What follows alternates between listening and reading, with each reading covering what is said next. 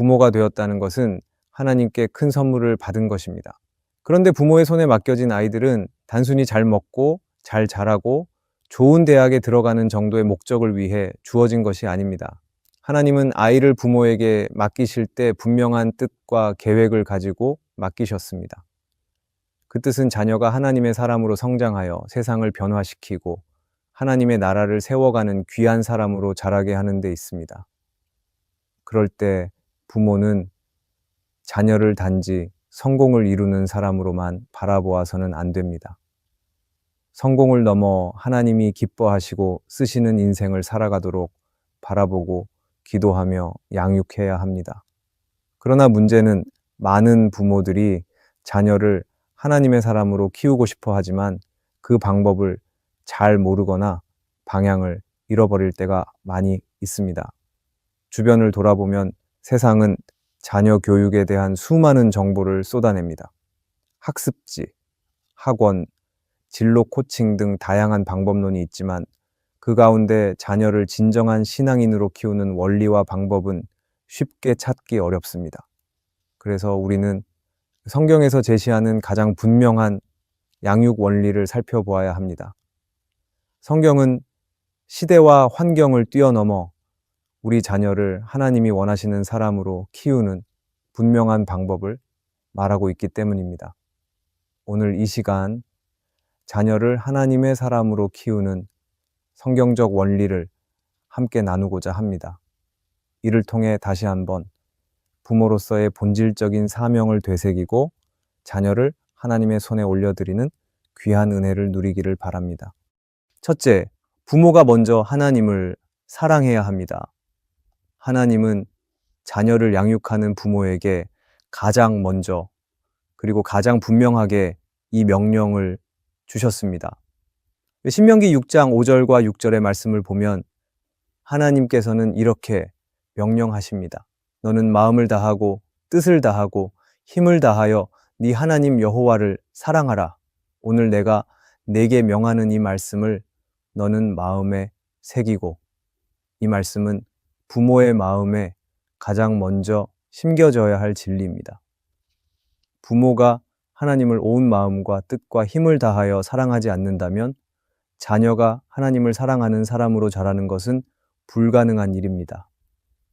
자녀가 하나님을 알고 사랑하고 신뢰하는 사람으로 자라길 원한다면 부모가 먼저 그 모습을 자녀에게 보여야 합니다.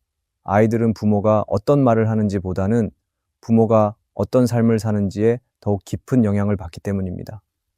여기에서 부모가 먼저 하나님을 사랑해야 하는 이유는 분명합니다. 그것은 자녀의 신앙은 부모의 신앙에서 출발하기 때문입니다. 부모가 하나님과 깊은 관계를 맺고 하나님을 경외하는 삶을 살아갈 때 자녀는 자연스럽게 부모의 신앙을 보고 따라가게 됩니다. 아무리 입으로 자녀에게 하나님을 사랑하라고 가르쳐도 부모가 하나님을 사랑하지 않으면 자녀는 결코 하나님을 사랑하는 법을 배우지 못합니다. C.S. 루이스는 그의 책 순전한 기독교에서 이런 말을 했습니다. 사랑은 단지 느낌이 아닙니다. 사랑은 의지입니다. 의지적으로 하나님을 사랑하고 따르기로 결단하는 것이 신앙의 본질입니다. 루이스가 말한 것처럼 하나님을 사랑한다는 것은 단순한 감정이나 말이 아니라 삶의 중심에서 하나님을 향한 의지적인 결단과 행동으로 나타나야 합니다. 자녀는 부모가 입술로만 하나님을 사랑한다고 말하는 것을 보고 배우는 것이 아니라 부모가 매일의 삶에서 하나님을 우선순위로 두고 살아가는 실제적인 모습을 보며 배우게 됩니다. 그럴 때 부모가 하나님을 사랑하는 삶을 사는 방법은 무엇일까요? 그것은 부모가 먼저 하나님과 깊은 교제를 나누는 기도의 자리를 지키는 것입니다. 하나님 앞에 나아가 기도하고 말씀을 묵상하며 하나님과의 관계를 먼저 풍성하게 하는 것이 부모에게는 필요합니다. 부모의 심령이 말씀으로 채워지고 하나님의 임재 가운데 살아갈 때 자녀에게 그 믿음과 사랑이 흘러가게 됩니다. 또한 부모에게 있어서 하나님께 대한 사랑은 삶의 선택과 결정에서 드러나야 합니다. 부모가 세상의 유익이나 명예보다 하나님의 말씀을 더 중요하게 여기고 세상의 눈치를 보기보다 하나님의 뜻을 구하고 따를 때 자녀는 부모의 삶을 통해 하나님을 사랑하는 것이 무엇인지 자연스럽게 알게 됩니다. 부모가 하나님을 사랑하는 모습을 보여줄 때 자녀는 신앙을 단지 부모로부터 전해 들은 이야기로서가 아니라 삶의 진리로서 받아들이게 됩니다. 자녀의 마음속에 부모의 진실한 신앙이 흘러 들어가게 되는 것입니다. 자녀는 부모가 하나님을 진정으로 사랑하고 있다는 사실을 느끼게 될 때 자신도 하나님을 향한 믿음을 갖고자 하는 소망이 생겨나게 될 것입니다. 그럴 때 자녀를 진정으로 하나님의 사람으로 키우고 싶다면 먼저 부모가 하나님을 온전히 사랑하는 사람이 되어야 합니다. 이 사랑의 결단이 우리의 자녀를 하나님의 사람으로 만드는 가장 위대한 출발점이 될 것입니다. 둘째, 부모는 기도로 자녀를 축복해야 합니다. 성경은 부모가 자녀를 향하여 축복하는 기도의 중요성을 여러 곳에서 강조합니다. 부모의 기도는 자녀의 삶에 직접적인 영향을 미칩니다. 자녀를 향한 축복의 기도는 단지 좋은 습관이 아니라 자녀를 향한 하나님의 은혜와 능력을 끌어오는 강력한 영적 무기입니다. 자녀가 이 세상을 살아가며 마주치는 많은 어려움과 도전을 이겨내는 힘은 부모의 무릎에서부터 시작됩니다. 성경에서 하나님은 믿음의 부모의 간구를 들으셨습니다. 한나는 사무엘을 위해 눈물의 기도를 드렸고 하나님은 그 기도에 응답하여 사무엘을 위대한 선지자로 세우셨습니다. 아브라함과 사라는 믿음으로 자녀를 얻었고 하나님은 그 자녀를 통해 민족을 이루셨습니다. 이처럼 부모가 자녀를 위해 기도할 때 하나님은 그 기도를 통해 자녀의 인생을 이끌어 가십니다. 기도는 부모가 자녀에게 줄 수 있는 가장 귀한 유산이며 가장 강력한 영향력입니다. 그렇기 때문에 부모는 매일의 삶 속에서 자녀를 위해 구체적으로 기도해야 합니다. 막연히 자녀가 잘 되기를 바라기보다 자녀의 구체적인 상황과 필요를 위해 기도하기를 바랍니다. 자녀가 중요한 결정을 내릴 때, 시험을 앞두고 있을 때, 친구와의 관계에서 어려움을 겪을 때, 또 자신의 미래에 대해 고민하고 방황할 때 그 모든 순간을 기도의 제목으로 삼기를 바랍니다. 부모가 자녀의 삶의 구체적인 영역을 위해 기도할 때 자녀의 인생 가운데 하나님의 개입과 인도하심을 경험하게 될 것입니다.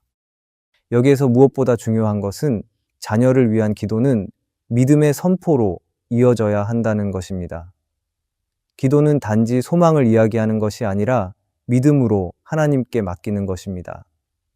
그럴 때 부모는 나의 자녀가 하나님의 자녀이며 하나님께서 자녀를 붙들고 계시고 하나님께서 자녀의 삶을 이끄신다는 믿음을 가지고 선포하며 기도해야 합니다.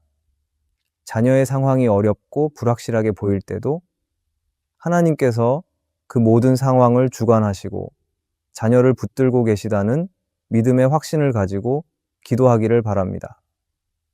많은 부모들이 자녀를 위해 기도하면서도 자녀의 삶에서 눈에 보이는 변화가 없다고 낙심할 때가 있습니다.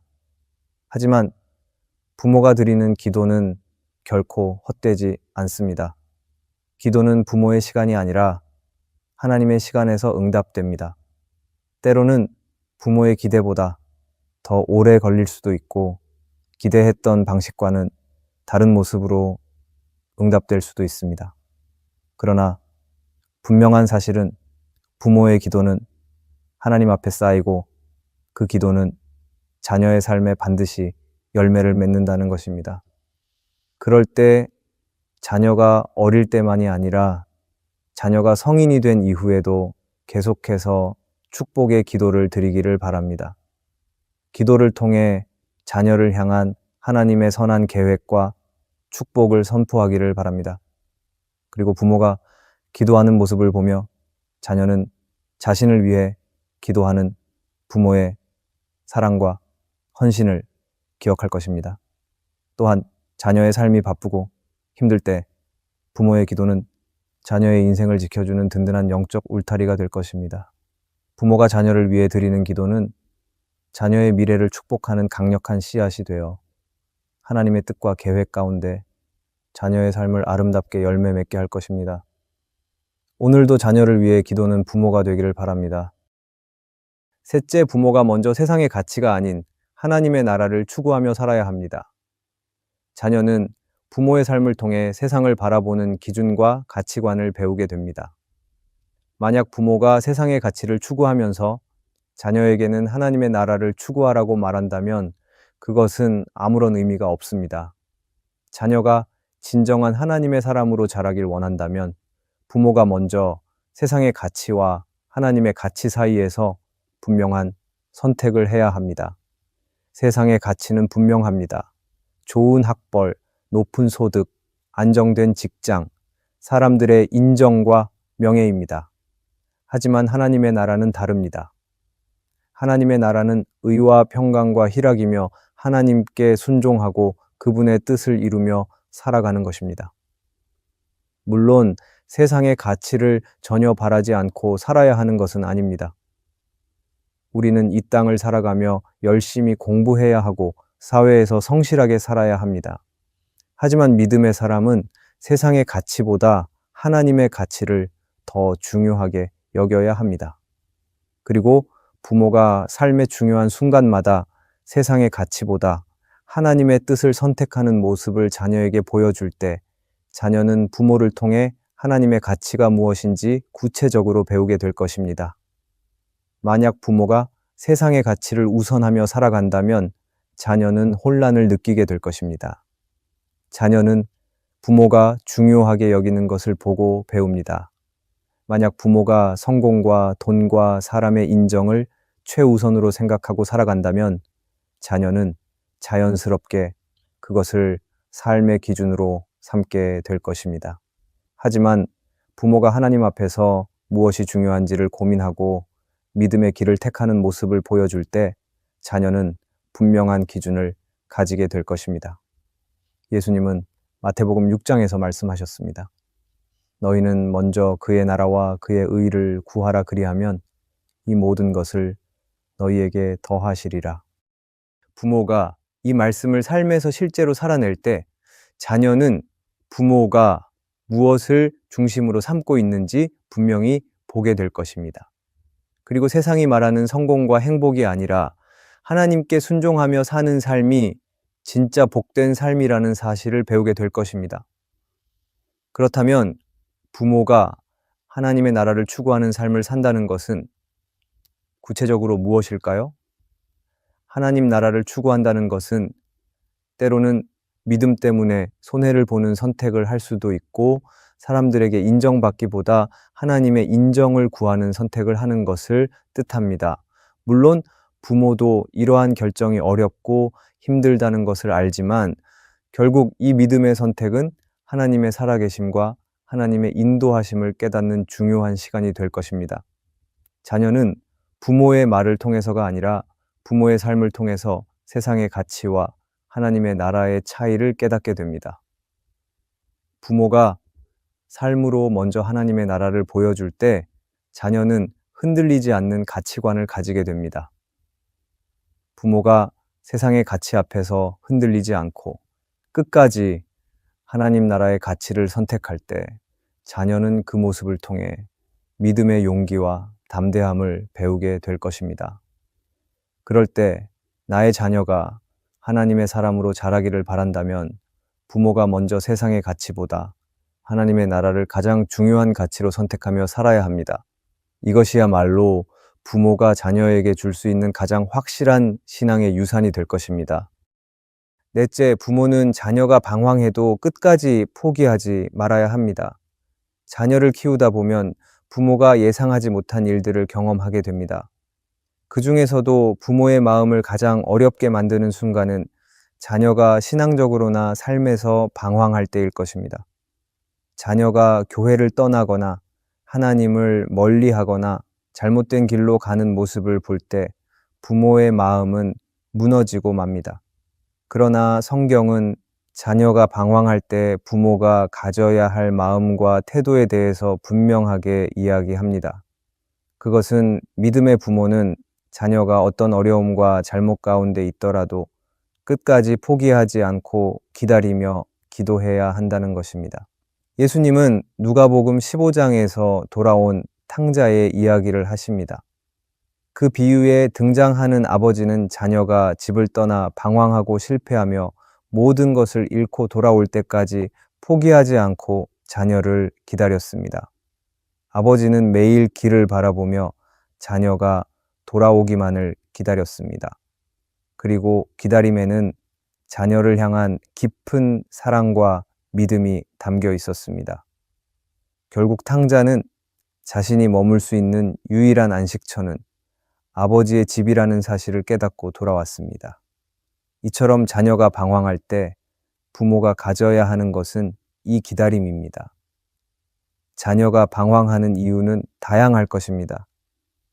친구의 영향, 세상의 유혹, 신앙에 대한 실망과 상처일 수도 있습니다. 하지만 중요한 것은 방황하는 자녀에게 부모가 비난하거나 정죄하는 것이 아니라 사랑으로 인내하며 기다리고 기도하는 모습을 보여주어야 한다는 것입니다. 자녀가 부모의 비난과 정죄를 느끼게 된다면 자녀는 하나님 앞에 돌아올 용기를 잃게 될 것입니다. 하지만 부모가 자녀를 포기하지 않고 변함없이 기다린다면 자녀는 반드시 그 사랑을 기억하며 하나님께로 돌아올 것입니다. 많은 부모는 자녀가 방황하는 순간에 쉽게 지치고 포기하고 싶어 할 것입니다. 하지만 기억해야 할 것은 하나님은 결코 우리의 자녀를 포기하지 않으신다는 것입니다. 하나님은 우리 자녀의 인생을 끝까지 붙들고 계십니다. 하나님은 자녀가 방황하는 기간에도 자녀를 계속 지켜보고 계십니다. 하나님은 우리가 자녀를 놓아버릴 때에도 자녀를 향한 사랑을 절대 포기하지 않으십니다. 그러기에 부모는 하나님께서 우리 자녀의 인생을 책임지시고 계신다는 믿음을 놓지 말아야 합니다. 부모가 자녀를 위해 끝까지 포기하지 않고 기다리고 기도할 때 자녀는 돌아갈 곳이 있다는 사실을 알게 됩니다. 방황하는 순간이 길어지고 끝이 보이지 않아도 부모의 기도가 자녀의 영혼을 붙들고 있는 것입니다. 부모가 인내하며 포기하지 않을 때 자녀가 언젠가 그 품으로 돌아오게 될 것입니다. 하나님은 그런 부모의 믿음과 인내를 통해 역사하시고 자녀의 삶을 회복시키실 것입니다. 하나님의 사람으로 자녀를 키우는 것은 단거리 경주가 아니라 마라톤입니다. 부모는 자녀의 모든 순간을 통제할 수 없습니다. 때로는 실패와 방황을 거쳐 자녀가 스스로 하나님을 인격적으로 만나야 하는 순간이 있습니다. 그렇기에 부모는 그 순간에도 믿음을 가지고 기다려야 합니다. 부모가 끝까지 기다리고 기도할 때 하나님은 자녀의 삶을 회복시키시는 놀라운 은혜를 베푸실 것입니다. 자녀를 키우는 일은 세상의 기준과 다릅니다. 세상은 성공한 사람을 키우라고 말하지만 하나님은 믿음의 사람을 키우라고 말씀하십니다. 자녀가 하나님 앞에서 바르게 자라기를 원한다면 부모가 먼저 하나님을 사랑하고 기도로 축복하며 세상의 가치보다 하나님의 나라를 추구해야 합니다. 그리고 때로 자녀가 방황해도 끝까지 포기하지 말아야 합니다. 하나님은 그런 부모의 믿음과 사랑을 통해 자녀의 삶 가운데 놀랍게 역사하실 것입니다. 부모의 역할은 결코 쉽지 않습니다. 그러나 하나님께서 부모의 삶과 가정에 반드시 함께 하시고 역사하십니다. 우리의 자녀는 하나님이 부모에게 맡기신 가장 귀한 선물입니다. 오늘 나눈 이 말씀을 기억하며 자녀를 믿음의 사람으로 키우는 귀한 사명을 끝까지 이루어가는 부모가 되기를 바랍니다. 오늘의 말씀이 은혜가 되셨다면 댓글에 아멘이라고 적어주시면 감사하겠습니다. 여러분들이 남겨주시는 댓글은 정말 큰 힘이 됩니다. 그리고 여러분들이 눌러주시는 좋아요와 구독도 큰 힘이 됩니다. 오늘도 함께 해주셔서 감사합니다. 기도하겠습니다. 하나님, 우리의 자녀를 하나님의 사람으로 자라게 해 주시옵소서. 부모가 먼저 하나님을 온전히 사랑하며 기도하는 부모가 되게 해 주시옵소서. 자녀가 방황할 때에도 포기하지 않고 끝까지 믿음으로 기다리게 해 주시옵소서. 우리의 가정이 하나님께 영광 돌리는 믿음의 가정 되게 하여 주시옵소서. 예수님의 이름으로 기도합니다. 아멘.